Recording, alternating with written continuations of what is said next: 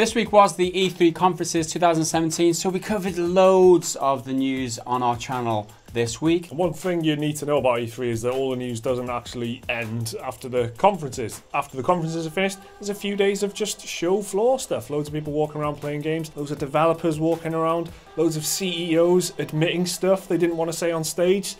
Let's get straight into it. Ubisoft had a pretty good year at E3 2017, but one thing they didn't cover was their limited edition bollocks. The company revealed Assassin's Creed Origins to the world after a year off for the series, and after a very strong Ubisoft conference, which actually got a nice positive video out of us, they've gone and Ubisofted the f*** out of something else. It's now the done thing for Ubisoft to have a bunch of ridiculous pre-order exclusives at the ready for every single game that they make. But even with all the ridiculous moves you'd expect from your favourite shit-logoed corporation, nothing quite compares to this. To quote Ubisoft directly, for the superfans, the Dawn of the Creed Legendary Collector's Edition is available now. The Assassin's Creed Origins Dawn of the Creed Legendary Collector's Edition will cost you $800 or £699 and will include the following items. A highly detailed statue of Bayek, the game's protagonist, with his eagle, Senu. 2 Assassin's Creed Origins steelbooks. 2 steelbooks. One is too many, really.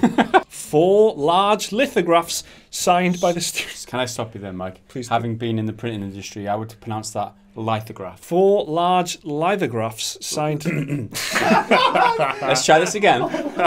4 large lithographs signed by the studio artists. An exclusive replica of the eagle skull amulet worn by Bayek. The game's art book featuring original designs and concept art created by the Ubisoft Montreal artists. The game's official soundtrack. A printed version of the game's hand-drawn world map. 2 original art cards. And of course, the Assassin's Creed Origins Gold Edition, the base game, the Digital Deluxe Pack and the Season Pass, which will give players access to all upcoming major expansions and the equipment sets. If you buy it now, they actually send a few of the items to you right away. You don't even have to wait for the release date of October the 27th. There's only 999 of these things available, so act now if you want to make an absolute prick of yourself. So it's $800 for all that. What could you get for the $800? Well, let me tell you. You can get an actual rescued eagle owl, which is close enough. A full-on bow and arrow, set of daggers, a return trip to Cairo, and a copy of Assassin's Creed Origins. So in other words, you could become a literal assassin in Egypt with 27 quid in your pocket. This is insane. Like, this is ridiculous. Like, we've covered lots of these in the past, haven't we? Whenever there's a ridiculous special edition,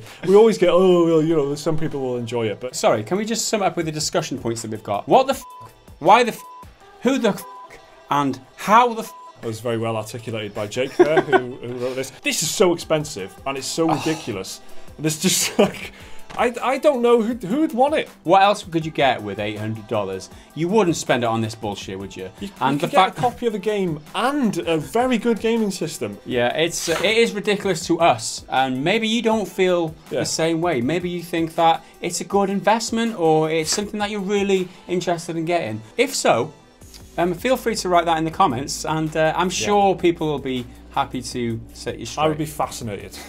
So also in the news this week, if you thought Sony's E3 conference earlier in the week was a bit light on exclusives, then there's a very good reason for that. According to Sony's president Shuhei Yoshida, the company held back on some game announcements at the PlayStation E3 conference this year. Talking with Jagat Play, Yoshida went on to say, "We have no plans to talk about this further, but there are things that we have held that we choose not to show during this E3. Of course, there will be more news coming out of our teams later this year. So if you were left underwhelmed by the games this year and you're wondering where the hell The Last of Us 2 was, then don't give up hope just yet for a 2017 preview." This is the corporate equivalent of, I totally do have a girlfriend, she lives in France. It's like, oh, we've got games, we just chose not to show them. Yeah.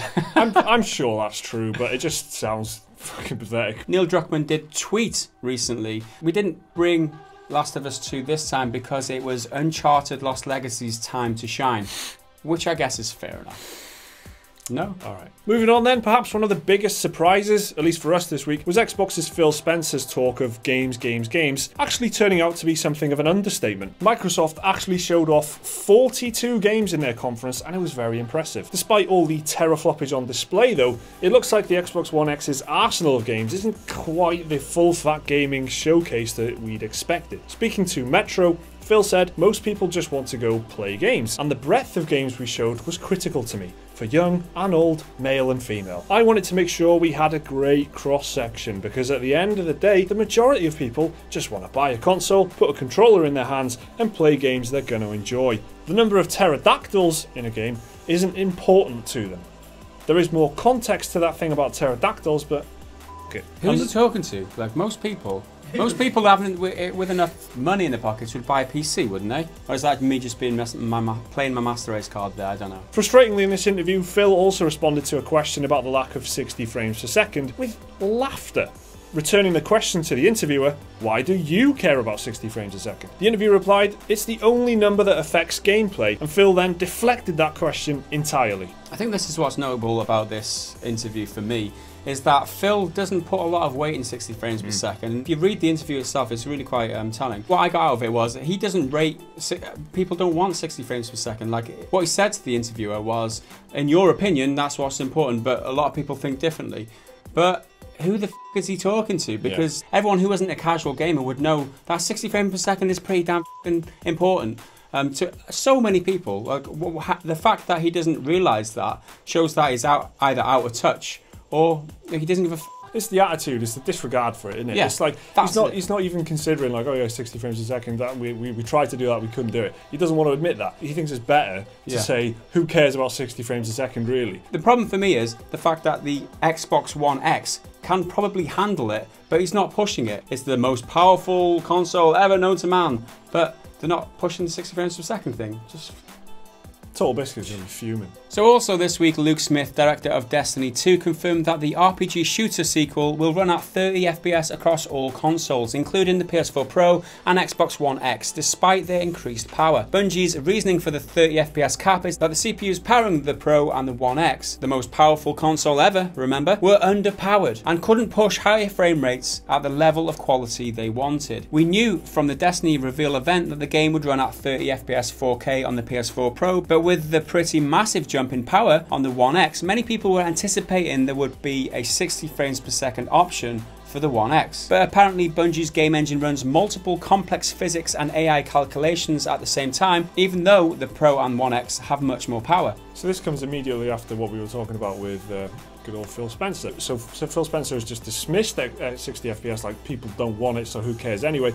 The Destiny team are saying, well, you know, they just couldn't do it, which is completely different to what Phil Spencer was saying. In more Xbox news, speaking to Business Insider, Phil Spencer, again, said the Xbox One X sales won't make Microsoft any money initially. Spencer was reluctant to dive into specific figures, but he did say the hardware part of the console business is not the money-making part of the business. The money-making part of the business is in selling games. When asked why the One X will cost so much, Spencer said that it has the newest components of any console by a fair margin, and it's a pretty small box, which means its parts are bespoke and expensive to manufacture. So if you were thinking the One X is just a bit too expensive, well, now you know exactly why. So this is the same thing as the PS3. They were selling that a lot, weren't they? Because they had that Blu-ray player in it. I think it's a fair enough strategy for consoles, at least to begin with. A lot of consoles will kind of sell at a loss to begin with. Just to get the install base in. Yeah, exactly. And then the parts will get cheaper over time, so then maybe after a couple of years they will start making money on the consoles. But that's not what they want to do. They want to make money out of software, Xbox Live subscriptions, like all that kind of stuff. You know, that's how they make their money. How much of a loss is interesting, because it is about, you know, it's 450 quid here in the UK, so it is a powerful system, but that is still pretty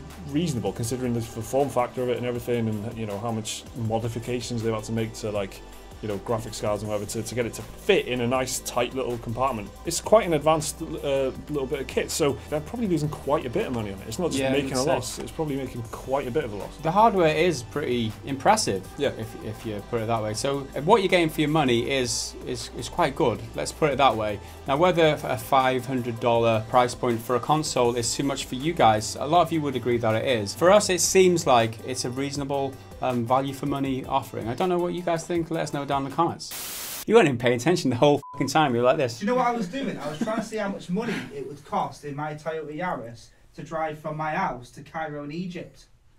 And I can't buy a used car and drive to Cairo in Egypt for cheaper than that Assassin's Creed. I was just looking at that little fact. Right, okay. Right? And also... Great, now we can put that in a video. See, that's just...